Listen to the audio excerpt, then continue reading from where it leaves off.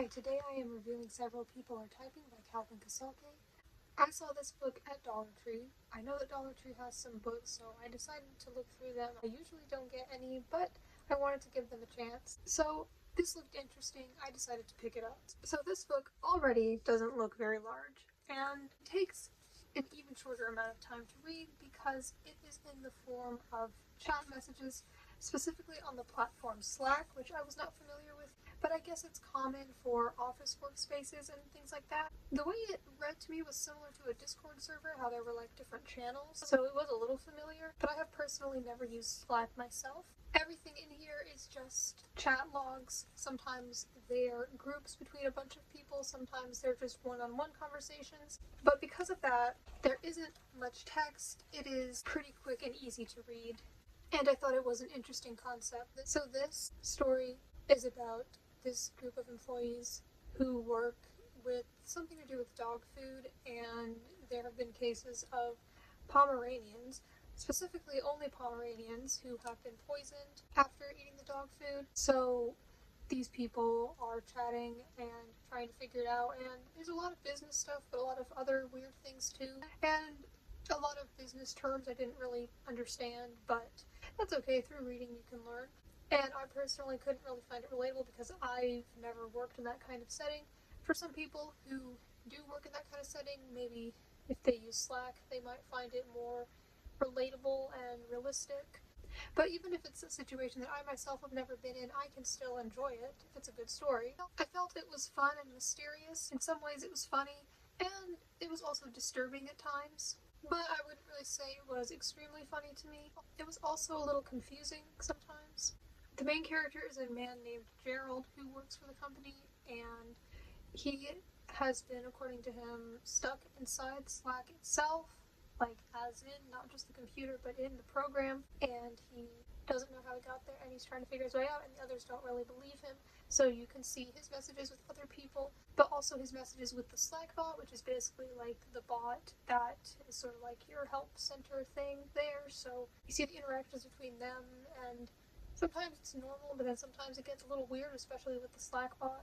So not only is there the thing about the dog food that they're trying to figure out, but also there is the problem of Gerald being stuck in Slack. I guess it's realistic in the sense that the different characters sometimes had different writing styles. Some of them wrote more properly with proper capitalization and punctuation, and others did not. And I know that that is realistic to real life because, yeah, not everybody writes that way. And also, when it's a book and there are multiple characters, I guess it kind of helps with knowing who wrote what, even though their names are on there, because then maybe you can identify a certain style. But ultimately, with as many characters as there are, which there are not a ton, but somewhat a lot, I feel like, their names kind of serve the purpose. But I don't think the different styles were necessarily to differentiate who was who, because it says who was who, but more just because maybe that represented like their personalities.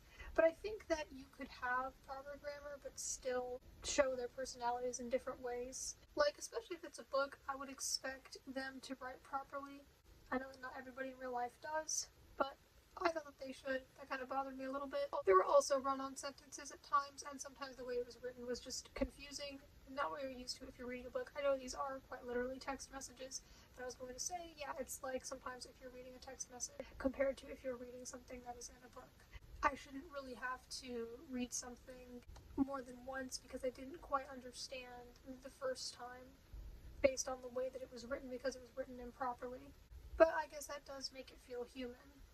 Now, there is some depth to this book. There are some deep and philosophical ideas about things like life and sunsets and social media and the internet. Perhaps these were ideas that the author had that he wanted to include in there, so it was interesting to see those ideas. They were interesting to see the characters lament about. The Slackbot has strange, unusual behavior at times, and that was interesting. And strange things happen to some other characters too, not just Gerald. Like, one character keeps talking about some howling that she's hearing, and I won't go too more in depth about that because I don't want to just say everything that happens in it. But not everyone seems to be experiencing everything the same way or noticing the same things that other characters are noticing, so it was a little intriguing there. So there are no actual pictures in the book, but there are like descriptions of emojis and GIFs. That was interesting. And I think that that is a way that you can showcase the different personalities of the characters some more. But sometimes the emojis, I felt the use of them was just confusing. Particularly more near the end, it just becomes more chaotic, I think. And then they would just use a bunch of emojis like in a sentence, and it just kind of was confusing. And some of the book was interesting, but some of it felt like nonsense. Then again, this is just very different than books I have read before, and I think that books that contain or are completely in a text format can be very interesting and very relevant and relatable. There's not a whole lot to this book, but I think there is enough for it to be a story. And the story itself I didn't absolutely love.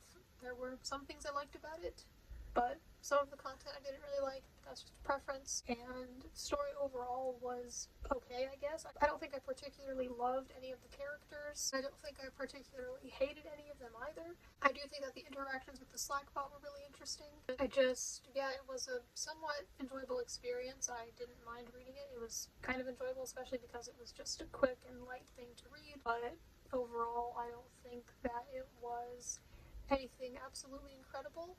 I definitely didn't absolutely love it.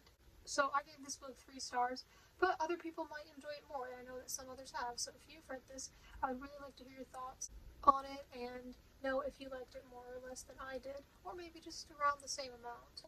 Ultimately, I'm satisfied with the circumstances of which I got this book. I got it at Dollar Tree. It was only $1.25. I'm glad that I only paid $1.25 for it instead of the original price, because then I may not have felt it was worth it. But for what the cost was, I felt it was fine and suitable.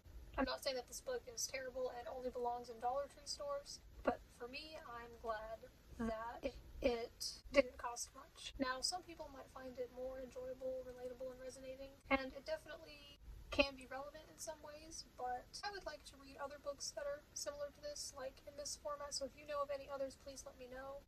But yeah, ultimately, it was just okay. It was unique, and I enjoyed the concept and the experience, but it wasn't anything absolutely incredible to me. So, those are my thoughts on Several People Are Typing, and thank you for watching.